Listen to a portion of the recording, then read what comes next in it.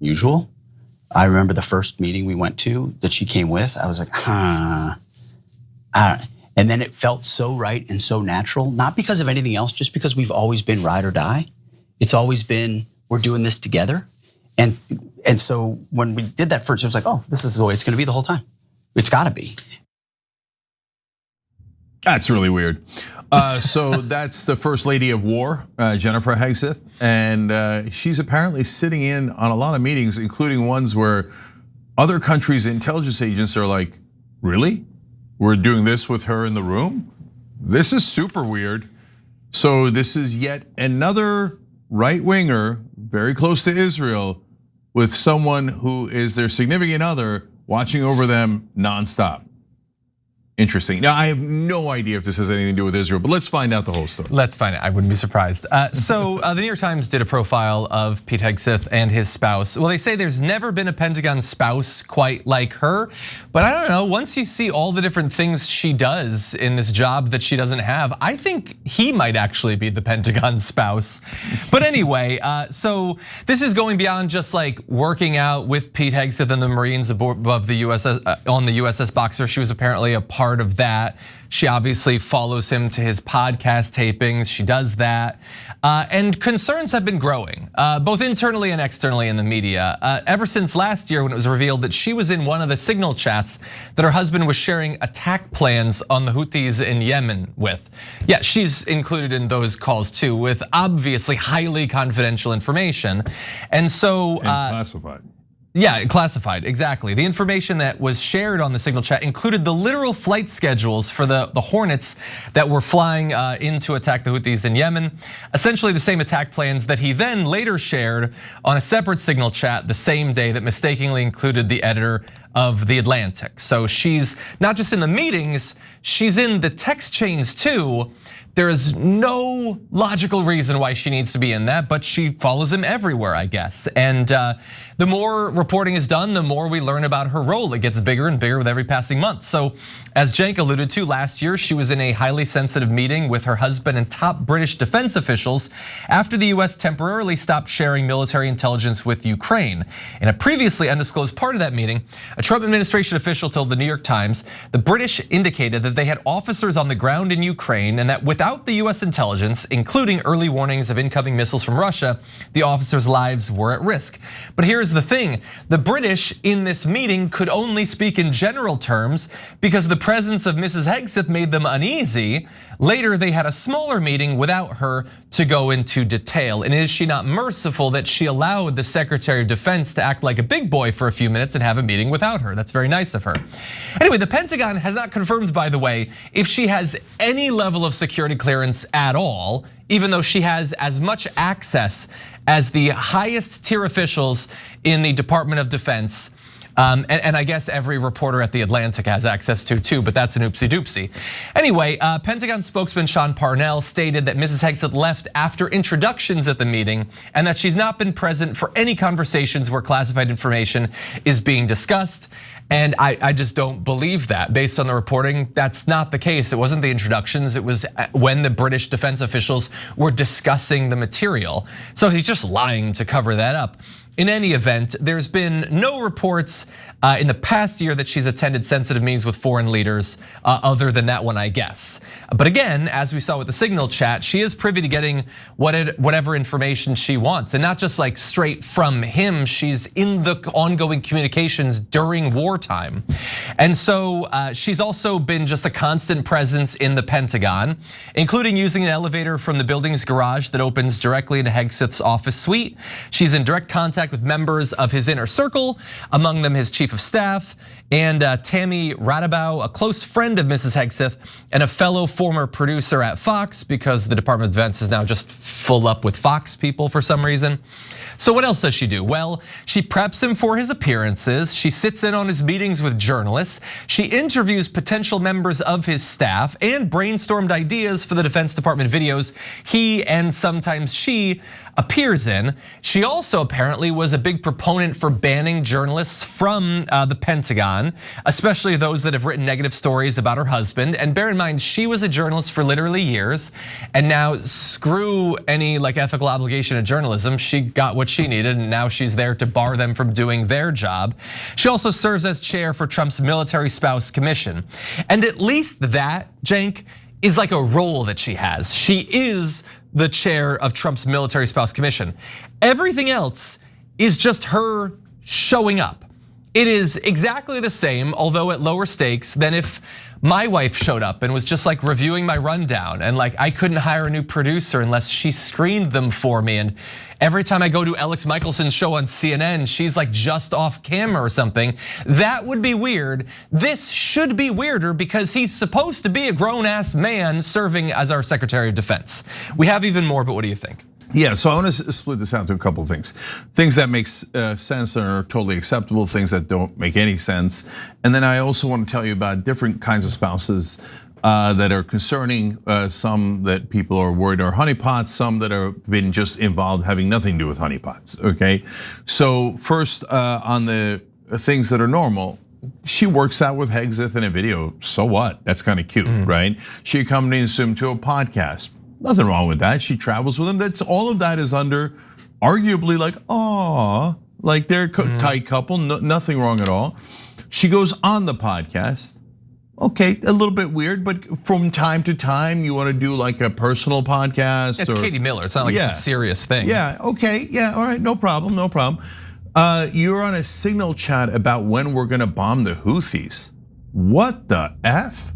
Why? Why? Yeah, that's not a little strange. That's super strange. So now, to be fair, maybe illegal. Yeah, definitely. If she doesn't have clearance, she can't see that kind of classified information. So I guess we just tore up all the laws. It doesn't matter anymore. I was going to say, to be fair, Pete Hegseth later shared the information in that Signal chat with the whole country, right? So she just got a little preview before everybody else. But seriously, guys, that just doesn't make any sense at all. I don't know why she'd be on there. And then to go into an intelligence conversation with a foreign government, the UK, and talking about intelligence on the ground. No, you gotta get out of the room. This is not an open question. There's a matter of laws here.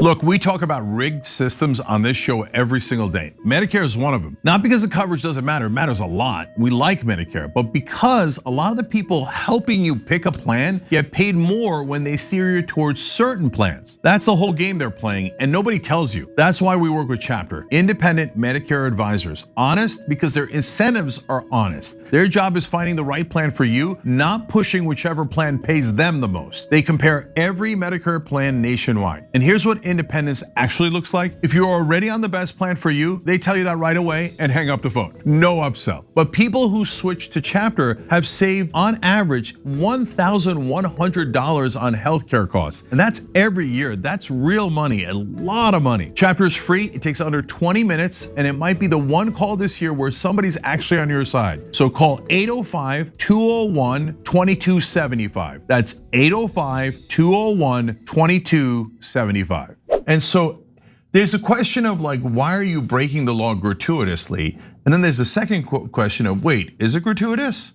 Or do you have a mission here? Because this is not anywhere near normal. Yeah. So, okay, so now look, I'm just reporting what's out online. I'm not saying it's true or anything, right? But people have concerns about Kash Patel and his partner and why she is glommed onto him at this particular time, it is so close to him, et cetera, et cetera. There are questions about Erica Kirk. You could make that what you want, be outraged by it, totally believe it, be somewhere in the middle. I'm just telling you, right? What's out there and what's gotten people concerned. Donald Trump. So there's Natalie Harp. Before I thought that was no big deal, that's their business, it's weird, it might be gross, but it's not my business, right? But then it turns out now Maggie Haberman's saying, no, she's working with other countries to get messages to Trump. Wait, what? Which other countries? What the hell's going on here? Let alone Melania Trump, who was introduced to him by Epstein, and that's a whole nother thing, right? So these people, I don't know, and it might be totally unfair to lump them together, and some of them might have nothing to do with anything. But if I was running a tight ship and I cared about American intelligence, I would ask a question or two. Why are these people popping up in places that they don't have any business in, and they're like right next to their significant other who's super connected, and they're like, give me more information. I'm like, that's weird, right? Okay, and then, but to be fair, and I'm not joking, there have been instances of outlandish things like this before, including Jill Biden and Dick Cheney's wife. So Dick Cheney's wife, by some accounts, kind of ran the show. And she would be in cabinet meetings like, wait, what?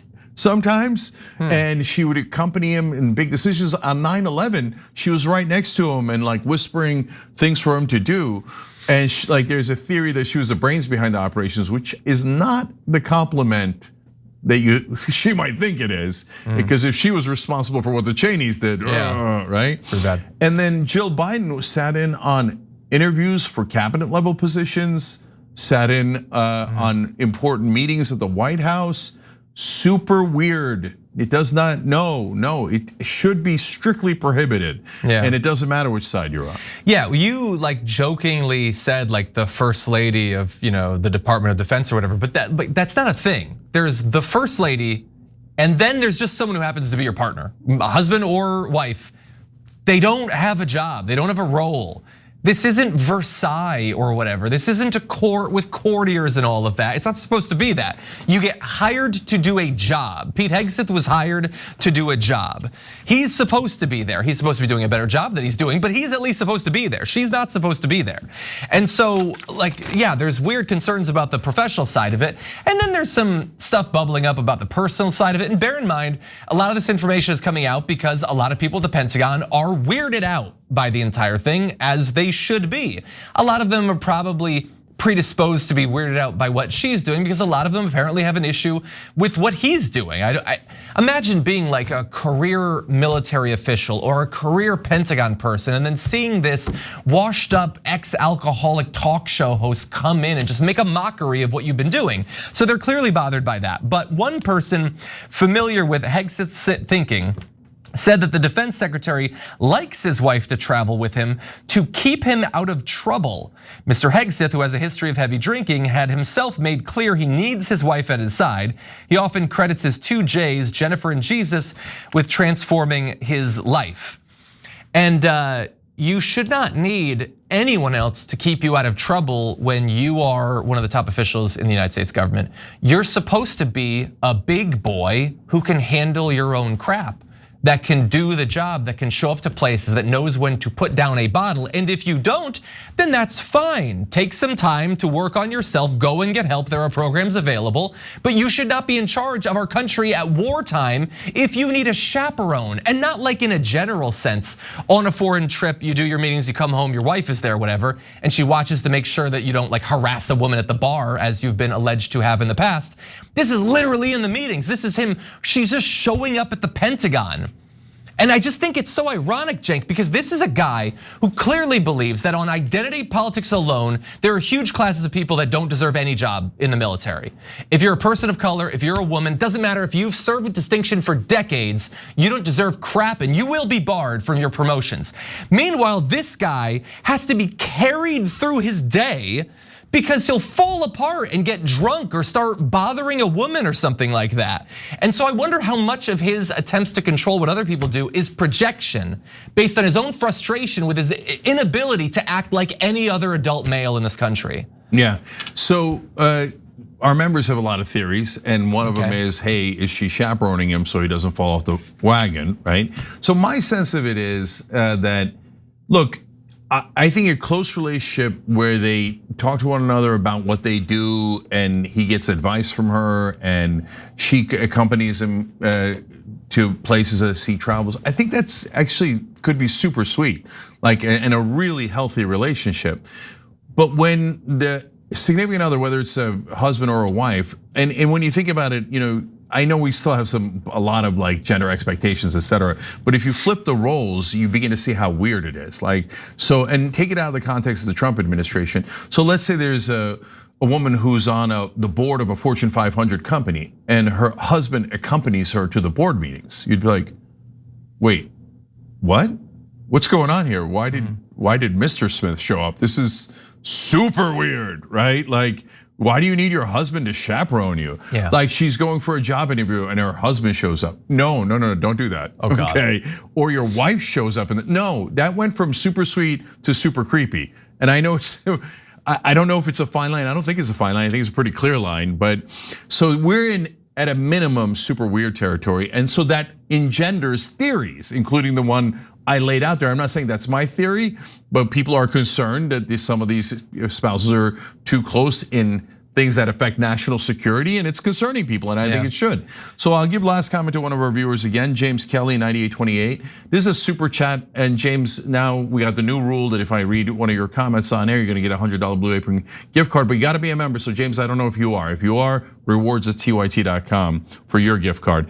That way you'll make money off your super chat. But anyway, James says, I mean, either she's a honeypot or Petey Boy got caught with his hand in a honeypot.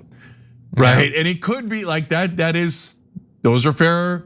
Like when you do weird things, it is fair that people speculate as to why you did that weird thing. Yeah. And he's like, and James's speculation is fair. Either she's trying to get the information, or he got caught with someone else, and she's trying to make sure that doesn't happen again. Yeah. And that at least is sensible. Like that, at least we all get as human beings. Sure. Although still definitely not right. Yeah. Every time you ring the bell below, an angel gets his wings. Totally not true, but it does keep you updated on our live shows.